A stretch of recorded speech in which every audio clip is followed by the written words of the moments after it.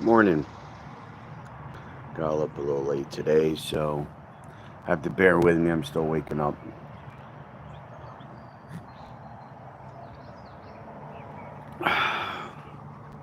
So anyway, I was gonna do a live yesterday afternoon, and I didn't. Um, we went to the show. Um, Unfortunately, there was maybe 12 other cars there, which I feel bad about the late turnout because trying to have, like I said, it's a high school buddy of mine who's trying to run this thing, so I was hoping for a better turnout. Unfortunately, it wasn't. We were there. Oh,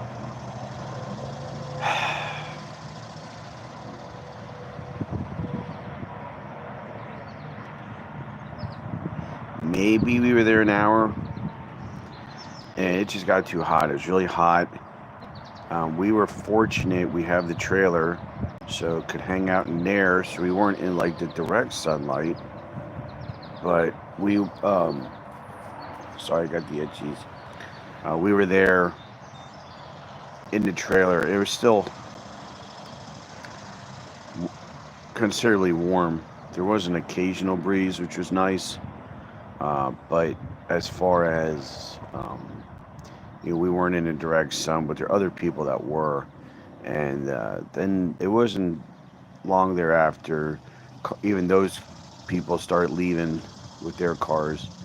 So it was kind of like one of those where it was like, you know what, this is starting to get ridiculous. So, however, um, it was a um, it was um, it was a good outing. The car seemed like it worked well. We only had one incident where the turn down on the header of the exhaust, the welds somehow came loose. Whatever, no big deal. We'll just grind. We'll grind the ends off, and we'll re-weld it. No big deal. Um, so that's minor. But I mean, other than that, the car worked great. Um, we were parked. We were in a trailer. The trailer was at the other end of the parking lot, so we were in there. So they had us park at, again, the far end. So we looked like from a distance, and the car actually did attract some attention with, you know, the way we had it cleaned up and everything polished. Everything was, probably the nicest it's been in a long time on the car. So we got some, couple people looking at it. But then again, um, it was so hot, and there weren't that many people that showed up, unfortunately. So, um, you're only going to get so much. So, hey Scott, thanks for checking in. How you doing this morning? Scott, I'm just going over. We had a little cruise in that we took the Camaro to yesterday. A buddy of mine organizes. So we went over there in support of him. BMX with Wyatt. Morning. Thanks for checking in. Or maybe it's not morning where you're at. I don't know. It's morning here. I'm in Eastern PA. Um, so yeah. So thanks for the hearts. Um, it's morning here. Yeah, it's more okay. Cool. Thanks, Wyatt. So yeah. Unfortunately, oh, you're in Phoenix. Damn. Like, how hot is it there already? I mean, I'm here. It's like 80 some degrees, and I'm bitching like a little whiny bitch. But I'm sure it's hotter in Phoenix. What is the temperature there, Wyatt?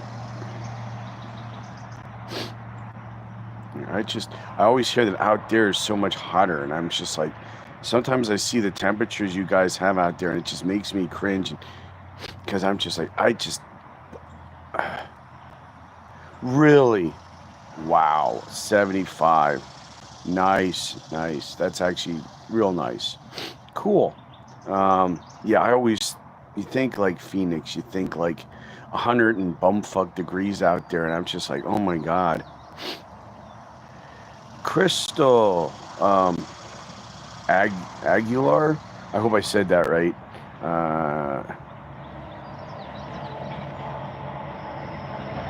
In Tennessee is 96. Oh my God, it's hotter in Tennessee than Phoenix. Good Lord. How do you people like Crystal? Do you guys like? Do you have to plan your day like to get stuff done in the morning and then the afternoon everybody hibernates inside in air conditioning? Or see, that's what I would do, but that's me. Like, how do you guys like? What is your typical day like with? Um, oh, around Scott, where are you at? 100 degrees. Good Lord. Oh, it's 84. Okay, so that's kind of where I'm at here in PA. I'm kind of like 84, Wyatt. So yeah. I'm waiting to see, Scott, where are you at? I mean, if it's going to be 100, good Lord. And Crystal, I think she's going to be sweating with you. They're saying 96 in Tennessee. You're in New Hampshire. Okay. All right. So you're north of me, yeah. Oh, wow. 178 acre. It's funny, Crystal, about goats. I actually volunteer with my kids at a goat farm. I think it's like, I don't know if you ever heard of Steinmetz family farm. They do goats. They do goat snuggling, blah, blah, blah, blah, blah. A couple other things they do. So actually they have an event this week and we're going to be leaving here in a bit to go help them out. But yeah, I do that, we volunteer at a goat farm. And then my kids help too. So yeah, it's a good day. Yeah, that's a huge amount of acres. Good Lord, 178. Good Lord. God bless you. And with goats too. I mean, they're cute and all, but it does require a lot of work, I would assume. Oh, Scott, that's okay. That's all good. Just take care. Have a good day, Scott, all right? And be safe out there and drink plenty of water. Try and stay hydrated with that heat. Good Lord, 100 degrees. I'd be inside all day.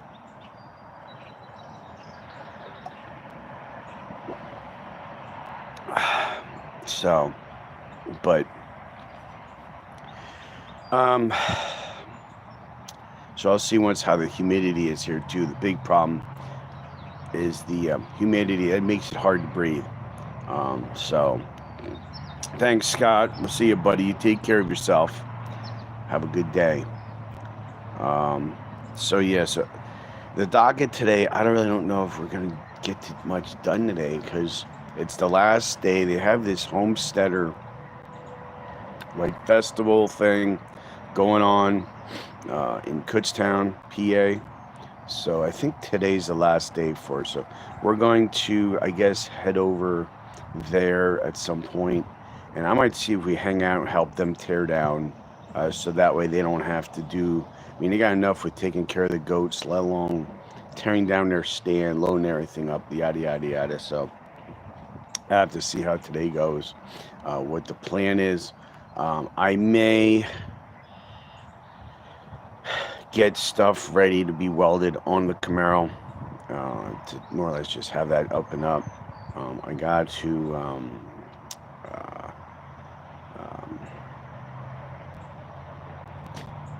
see what else is going on in Travis's life. How you doing? Thanks for checking in.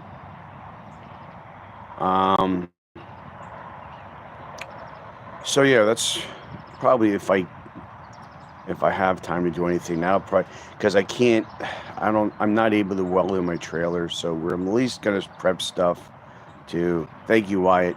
I'm gonna prep stuff to get it welded, and then that way I'll just have to roll the car out of the trailer into the driveway, and then I can, if everything's already ground, have it with a grinder and clean, and I can. Hopefully the welds will hold better this time. I don't know why it blew it off, but it blew it off the muffler, the turn down. So that was a bit embarrassing yesterday at the car show, but it is, I guess it's better it happened there than at the drag strip. So we're going to see what uh, what all is going on next with just other things lining up, trying to get. Yeah, it kind of does suck, but you know what? Why it could have been worse. It could have happened at the track. It could have been something way more worse than just a turn down that came off the exhaust. I mean, if I was going to choose something, it would probably be something as minor as that. But yeah, it's still disappointing. It's still like, and you, if you work on cars, you have any kind of a car thing, you get it all together, you're all stoked, and then you're driving and something happens. I don't care what it is. You're just like, God, really?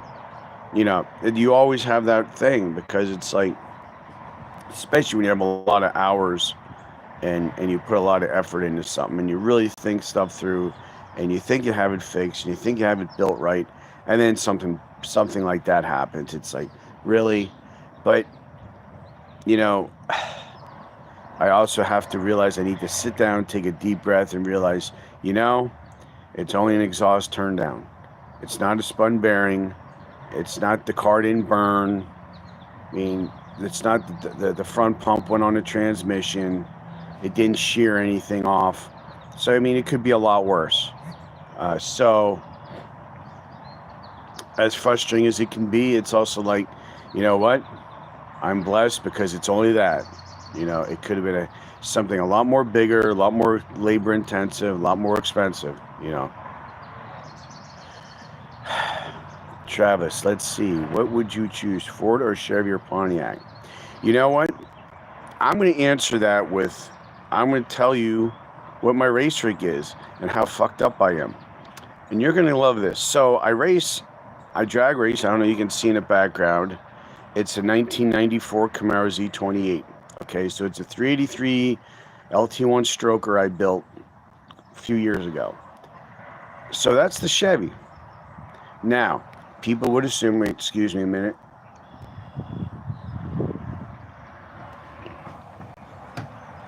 People would assume I have like a Duramax or something that I pull with. No. My tow vehicle, you know what? Let's do this. Let's make this fun, Travis. I want you to think I want you to guess, and I want to see if you get it right, what you think I have a 24-foot enclosed trailer. So what do you think I pull that with? I already said it's not a Duramax. I feel like I feel like I'm Alex Trebek trying to do a Jeopardy, thing. Ooh, let's see. You don't have to answer like a question. Just say what you think I pull. It. I'm gonna narrow it. It is a pickup truck.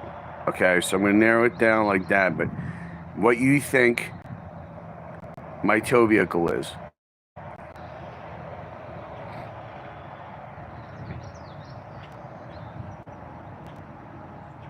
All right. I'm going to go ahead and I'm going to spill the beans. So my tow vehicle that I use to pull my Chevy with is a Ford F-250 with a 7.3 Power Stroke. So it's kind of comical in some respects because I roll in, like when I go to Maple Grove, I'll roll in there. I have my 24-foot trailer, and I have my Ford F-250 diesel that I roll in there with. So naturally, everybody thinks I have a Mustang or that I have something in the box. So you open it up and a Camaro rolls out, and there's people that are just like, what the heck? I tell you what, and it comes down to brand loyalty. And I used to be into that like high school when I was in my 20s, I was a Chevy guy. I'm going to go ahead and spill the beans right there. I was a Chevy guy. And, hell or high water, it had to be Chevy.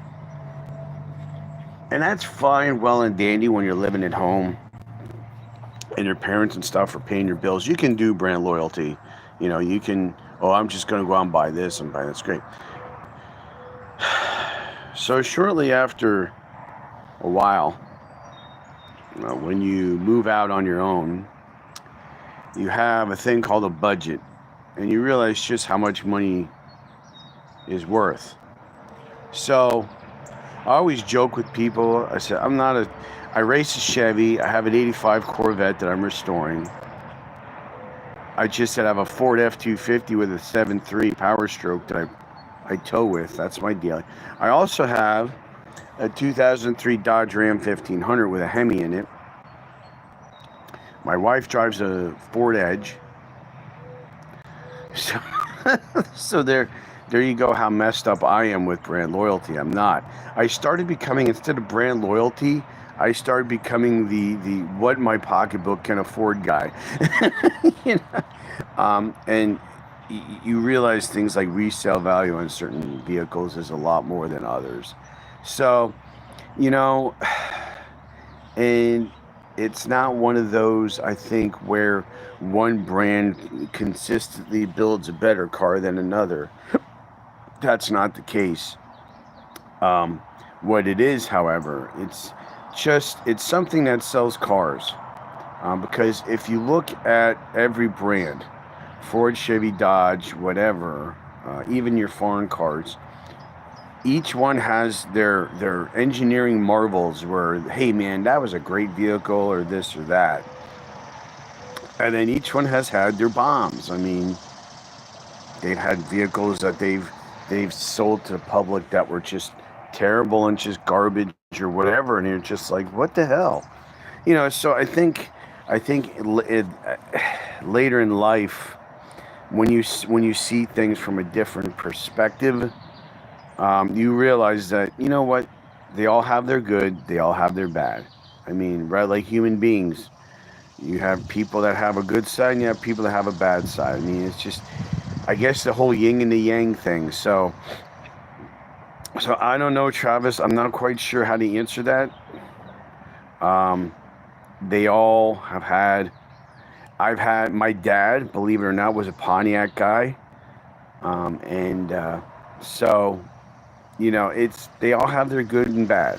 So, but that's just my take on the whole Ford, Chevy, whatever. I believe. I mean, I can't prove this, but my feeling is that was something that was created by salesmen who walk on a sales room floor, and their livelihood depends on you coming in on Monday and buying a car and picking it up, and then they're getting their commission. So I think that all stemmed somewhere out of the marketing of selling cars. Is just the whole brand loyalty thing. Like, you know, if you're, I know back in the 70s, I actually saw an old commercial for the Chevy. Was it the C10 or something? What they were making back then? You know, and it always showed, you know, like the rugged person there. If you're this, you know, you drive a Chevy C10, and they're pulling like a whole bunch of ridiculous stuff with it. You know, and you know, I look at those commercials and they're entertaining. They really are. But you look at it like what they're actually pulling or doing, and it's just like, was that even a stock truck that they were doing that with, or was that already modified and to fool you into thinking that you could go on a showroom floor and buy a truck that's just as tough as the one I mean, it's bouncing over freaking boulders and it's carrying like 200 trucks behind. It's like, good Lord, is that even, that has to be somewhat modified for it to do that. But that's just me. And I could be all wet on this, or I could be, you know, okay. I could be wrong. I could be on point. Honestly, it doesn't matter. In the end of the day, it's a matter of what can you afford, and what is, and I don't think anyone should be judged on what you can afford. If you're, now I will say this, you know, as far as race car wise, I think a Chevy is probably your better choice because there's a lot more ports and they're a lot more cheaper. And I just so happen to have this Camaro. I almost have it 30 years. So that was, you know, that was my choice for that, between what I had and a lot of people are saying they're just, Chevy's just cheaper. So it's like, okay, so that's, you know, that's kind of why I race it. But other than that, I mean, it's basically what can I afford? What, you know, what what kind of money do I have in my budget, of what brand can I afford to drive, you know. Now, with that being said, the newer Ford diesels I don't really think are that good. I've been told that by other people. So I guess if money was no object, I would like, I mean, a Duramax diesel with an Allison transmission, that's pretty hard to beat, but that's my opinion, you know.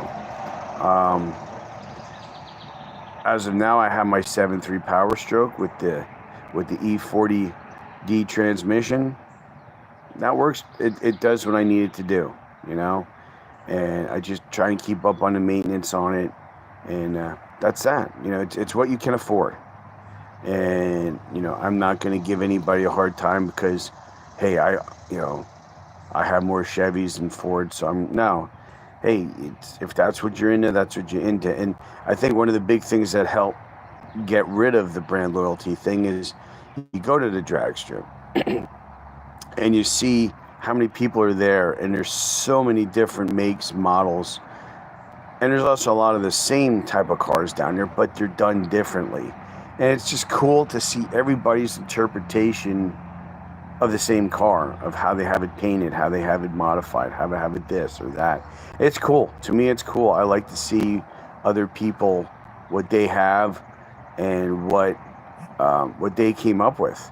So, and that I think is cool. But anyway, Travis, sorry for making that like a long, drawn-out thing, but that's just kind of my feeling on it. Whatever, if that's even worth 2 cents. But anyway, so trying to think. I'm gonna see if we find out if we can get some dates picked out for the for some track days, and then let you guys know when we're going. And as far as today, though, I don't know if it's Sunday. I'm kind of burned out. I'm not even gonna lie. I get that at my age now. I get burned out, but yeah. So, like I said, the only other thing that is probably going to be a definite is we're going to see if we can help over at the festival with the people who run the goat farm that we help out at. And I think that's all I have for today. So I'm going to go ahead. I'm going to wrap this up here. And just wanted to check in with you guys on how the car show went and why there wasn't a live, and just other stuff. But yeah, I think that's going to be it for today. But I want to thank everybody who checked in. Wyatt, I don't know if you're still on, but thanks for checking in. Travis, thanks for checking in. I think there Crystal, I think there was, and Scott. Well, Scott had to go, but thank you, everybody. And I'm sure there's people I missed who checked in, but thank you. I appreciate it. If you guys could take a second, head on over to Big E's Auto. If you haven't already, could you please subscribe? That helps support me in my quest to get monetized. So yeah, I mean, if you could, that'd be great. I would appreciate it. And I think that's it. So I'm going to sign off here like I always do. Watch out for each other. Take care of each other. See you next time right here on Big E's. Bye for now.